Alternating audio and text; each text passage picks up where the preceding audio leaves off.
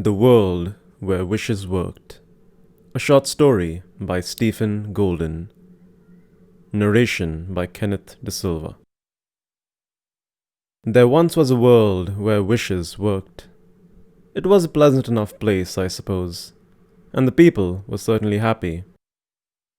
There was no hunger in this world, for a man had only to wish for food, to have it appear before him.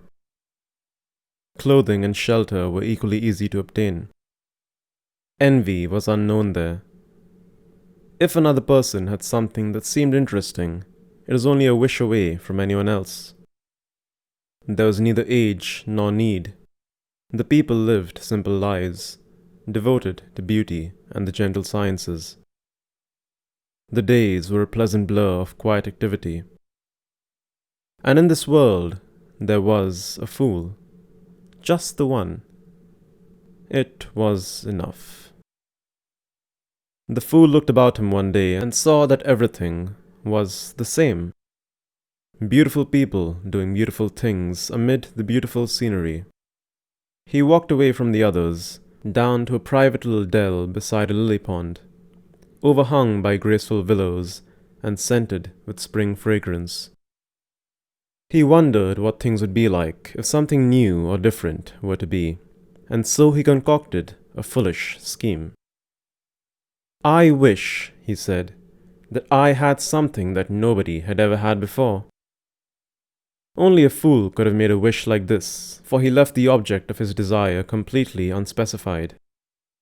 As a result, he instantly came down with disease, which had hitherto been unknown. His eyes went rheumy and his nose went runny. His head ached and his knees wobbled.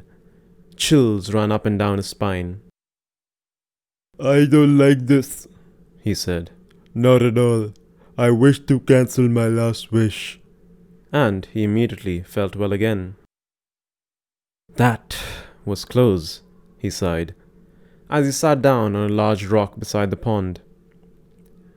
"The trouble is that I don't think before I say things. If I thought things out first, I wouldn't get into so much hot water. Therefore, I wish I would think more before I do any more wishing." And so it was. However, being a fool, he failed to spot the fallacy of his logic, namely, that a fool will think foolish thoughts, and no amount of foolish thinking will help him make wise wishes. Thus deluded, he began to think of what his next wish should be.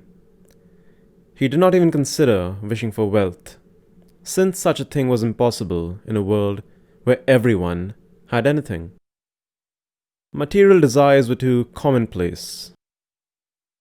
"What I should wish for in order to satisfy this new restlessness of mine," he thought, "is the rarest of all commodities.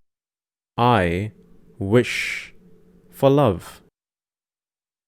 A frog jumped out of the lily pond and landed, squish, right in his lap. It looked up at him adoringly with big froggy eyes filled with tenderness, and croaked a gentle love call. "Yuck!" exclaimed the fool, and he instinctively scooped at the frog and threw it as far from him as he could. The pathetic little creature merely croaked sorrowfully and started hopping back to the rock to be with its beloved. Quickly the fool cancelled his last wish, and the frog, frightened, leaped back into the pond. "That was a foolish wish," evaluated the fool. "Most of my wishes are foolish. Most of the things I say are foolish. What can I do to keep from saying foolish things?" Had he not been a fool, he would simply have wished to say only wise things from then on. But, fool that he was, he said, "I know. I hereby wish not to say foolish things." And so it was. However, since he was a fool, anything he could say would be foolish. Consequently, he now found that he could say nothing at all. He became very frightened. He tried to speak, but nothing came out. He tried harder and harder, but all he accomplished was getting a sore throat. In a panic, he ran around the countryside, looking for someone to help him, for Without the ability to speak, he could not undo that previous wish. But nobody was about, and the fool finally fell exhausted beside a footpath and started to sob silently. Eventually, a friend came along the path and found him. "Hello," said the friend. The fool moved his mouth, but no sound escaped.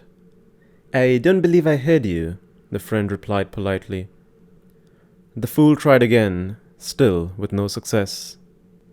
"I am really not in the mood for charades," said the friend, becoming annoyed over the fool's behavior. "If you can be more considerate, I'll just leave." And he turned to go. The fool sank to his knees, grabbed his friend's clothing, tugged at it, and gesticulated wildly. "I wish you'd tell me what the matter was," said the friend. "I made a wish that I not say anything foolish, and suddenly I found that I couldn't say anything," the fool told him. "Well, then that explains it. I am sorry to say it, my friend, but you are a fool, and anything you say is likely to be foolish. You should stay away from wishes like that. I suppose you want me to release you from that wish." The fool nodded vigorously. "Very well. I wish you could speak again." "Oh, thank you, thank you. Just be careful of what you say in the future, because wishes come true automatically, no matter how foolish they are." And the friend left. The fool sat down to think some more. His friend had been right.